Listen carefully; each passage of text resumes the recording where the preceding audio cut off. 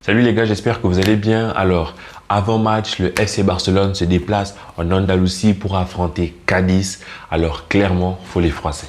S'abonnez-vous. Déjà, on a appris le décès de la reine Elisabeth II. Alors, force aux Anglais, force aux Britanniques et à tous les autres, en fait. Après 70 ans de règne, elle s'éteint à presque 100 ans. Elle a bien vécu. Et c'est une nouvelle page de l'histoire qui s'écrit. Voilà, c'était un monument de l'histoire en fait qui s'en va. Et le foot sera peut-être arrêté quelques semaines ou quelques jours, je ne sais pas, en Angleterre.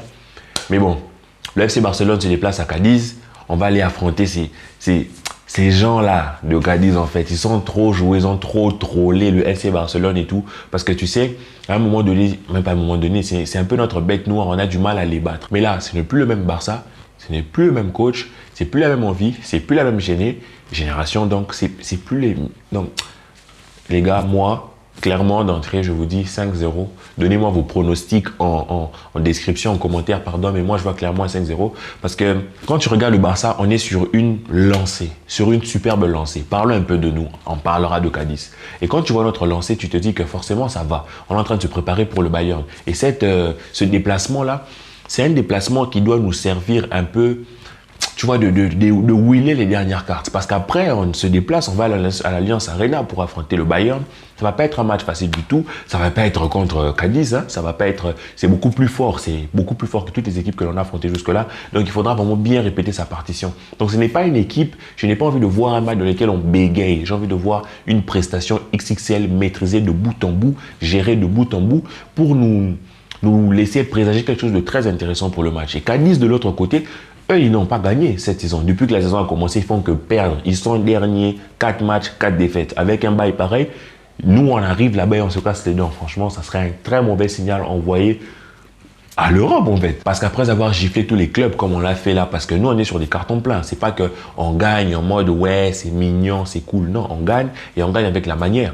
Et si on va se casser les dents contre Cadiz, mais ils vont encore plus nous troller sur Twitter et tout, se moquer, parce qu'on les bat pas et tout. Et nous, on baisse en termes de confiance, parce que là, on est en mode full, on est plein en mode, ouais, le Bayern, et on arrive demain, on se casse les dents. Mais les gars, avec l'attaque que l'on a, franchement, que l'on va aligner contre le Bayern, moi personnellement, je ne l'alignerai pas.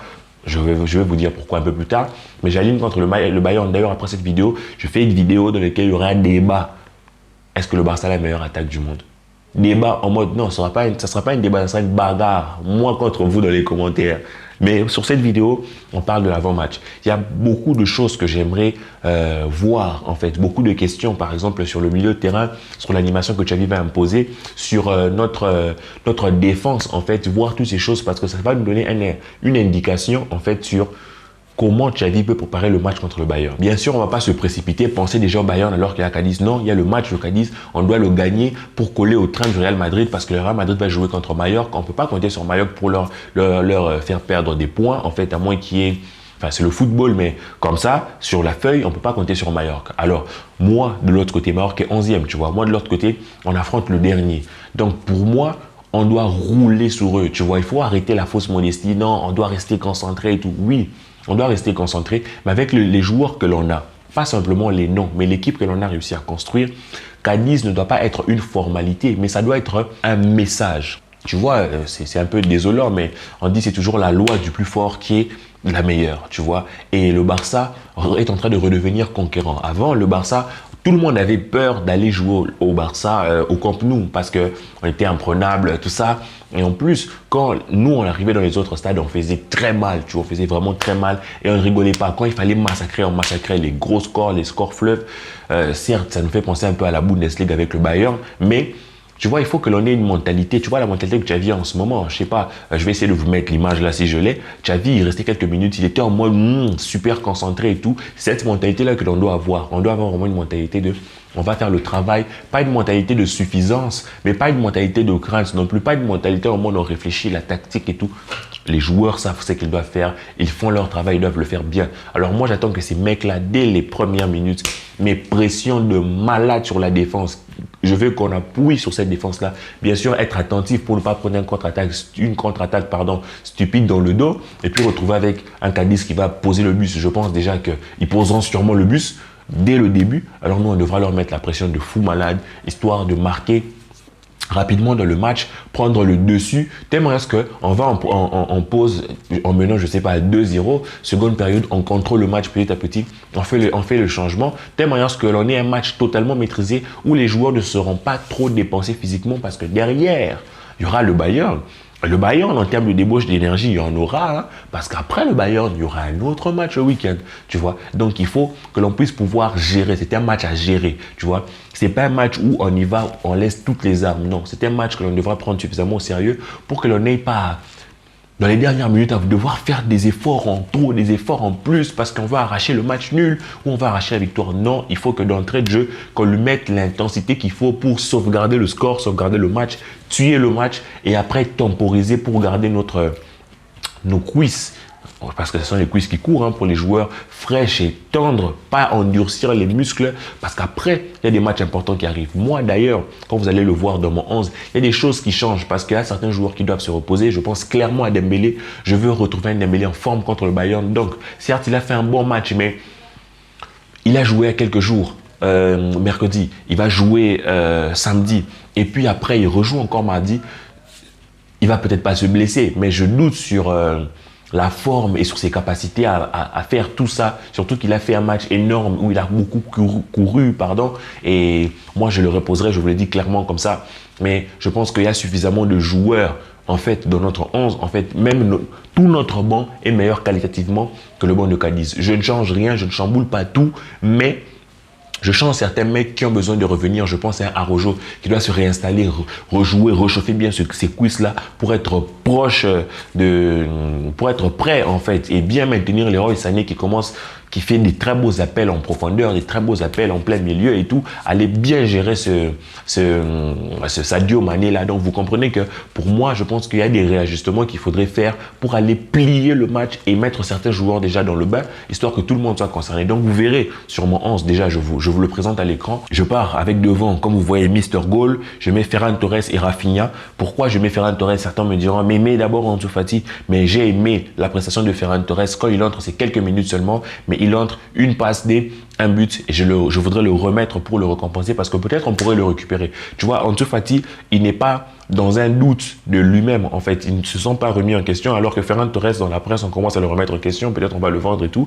Donc quand tu vois un joueur qui fait quelque chose comme ça, il faut vite le remettre histoire qu'il garde la flamme, tu vois. Donc moi, je remets Ferran Torres, je mets Rafinha et là, au milieu de terrain, je mets Busquets, je mets Frenkie et je mets Gavi. Busquets pour le chauffer un peu, Gavi pour reposer notre ami Pedri et je mets Frenkie pour le chauffer aussi tout de même et à gauche je mets Baldé, à droite je mets Sergio Roberto, Eric Garcia, Arojo, Ter Stegen.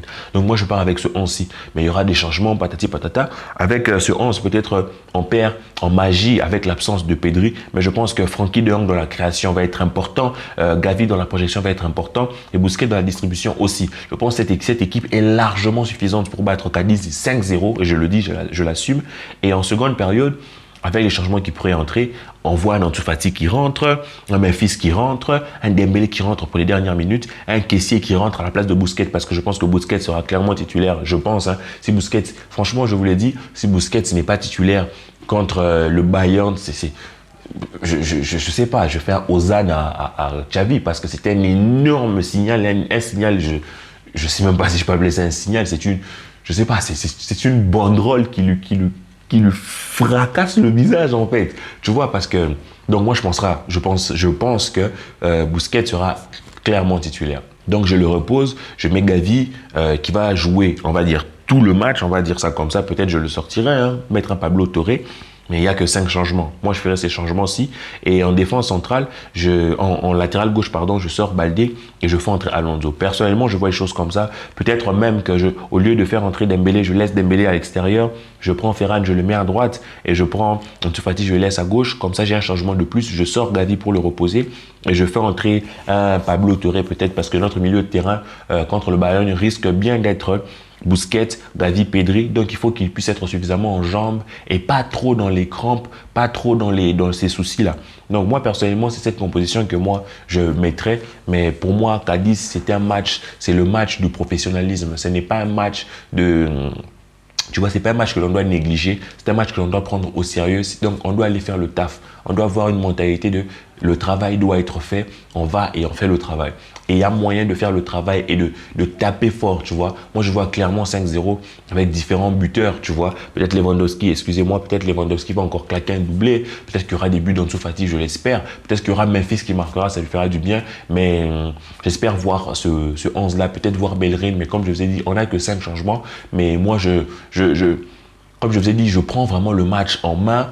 Je le gère, je domine l'adversaire, je fais du mal à l'adversaire, je mène. Après, je fais sortir les joueurs qui joueront contre le Bayern. Je les repose, je fais entrer les autres pour finir le match. Histoire vraiment de bien faire le match. Tu vois, quand on est à 3-0 là, je fais entrer des remplaçants, histoire de bien finir le match et de mettre le 4e, voire le 5e. Parce que face à un Cadiz qui n'a rien gagné du tout, c'est vrai que chaque match sont différents, mais les mecs, quelque part, je pense que l'on a les moyens pour aller gagner et je pense qu'il faut aller leur faire du mal parce qu'ils m'ont trop saoulé avec leurs tweets. Ils m'ont trop saoulé. Donc j'espère que le Barça sera au rendez-vous et qu'ils feront une top performance, une performance complète, totale, maîtrisée de bout en bout.